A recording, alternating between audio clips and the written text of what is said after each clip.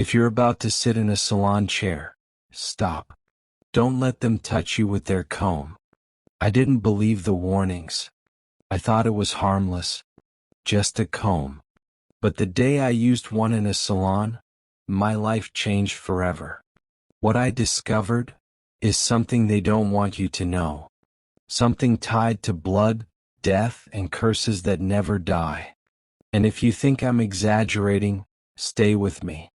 By the time you hear what happened to me, you will never look at a salon comb the same way again. It was a Saturday afternoon. The kind of afternoon that feels slow, heavy, and ordinary. I'd been rushing around all day, and by the time I finally reached the salon, I realized I had forgotten something. My comb. I shrugged it off. It didn't feel like a big deal. After all, salons have combs. Everyone uses them, right? The stylist smiled, handed me one of theirs, and I sat down. I remember the smell of hair relaxer in the air, the faint heat from blow dryers humming around me, the chatter of women gossiping about their lives. It felt normal. Safe. But the moment the comb touched my scalp, I felt something sharp. Not the usual tug. Not the usual snag. This felt alive. Like tiny teeth biting into me. I flinched, but the stylist laughed. "Your scalp is tender," she said. "You'll be fine." So I ignored it. I let her keep combing. But something in my gut told me I had just made a mistake. That night I couldn't sleep. The spot where the comb had touched me burned. It itched. At exactly 3 a.m. I woke up to a sound. At first I thought it was outside. A tree branch scratching the window. But the sound grew clearer. Closer. It was the sound of comb teeth dragging through hair. Slow. Deliberate. I froze. My heart pounded so hard I thought it would burst through my chest. I reached up, and my hair was moving. Not with the wind. Not with static. Moving. Strand by strand, parting itself. I yanked the covers over my head. I prayed for daylight. By the third day the sores appeared. Tiny, raw, oozing sores across my scalp. They burned like fire. When I parted my hair in the mirror, I saw it. Movement. Something was alive inside my scalp. I ran to my mother. She gasped. She touched my hair, then quickly pulled her hand back like she'd been burned. And she whispered, almost trembling, "This happened before." That's when I learned the truth. Years ago in that same salon, a girl had collapsed in the chair. Her scalp had started bleeding as they combed her hair. She died before she left the building. And the comb she used that day was the same one I had borrowed. The salon owner told everyone she burned it. But whispers in town said otherwise.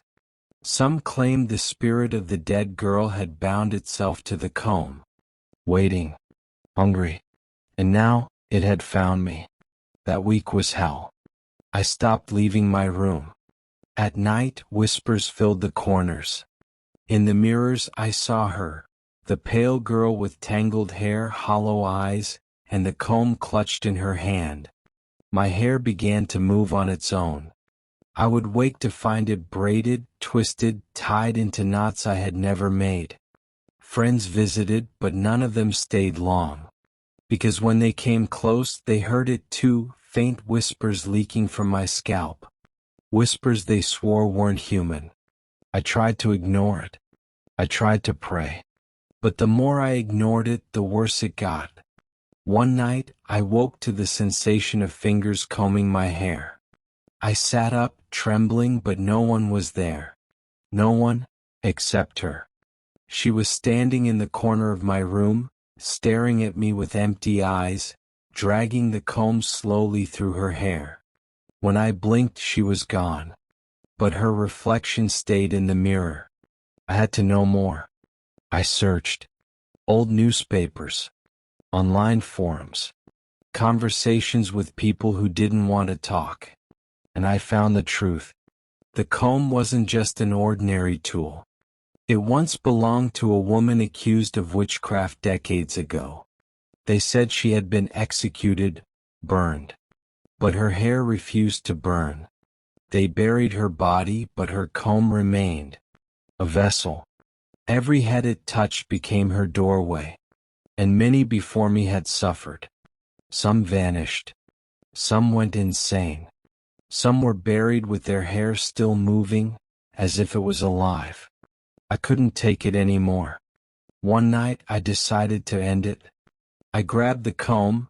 Yes, somehow it had followed me home, sitting on my dresser like it never left the salon.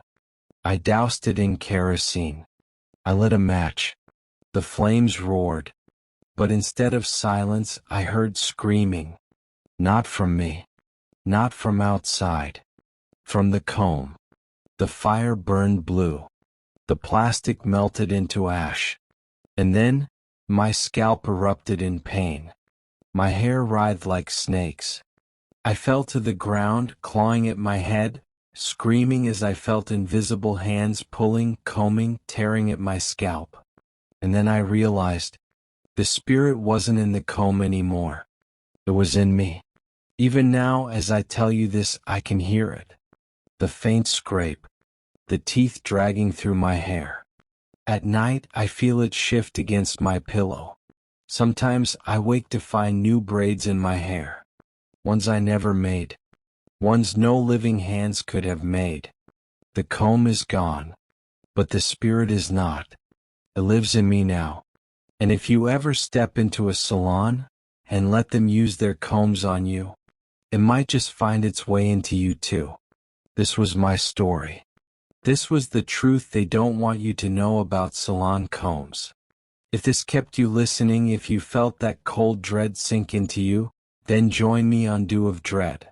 Subscribe. Turn on notifications. Because what I share next might just be the story that follows you into your sleep tonight.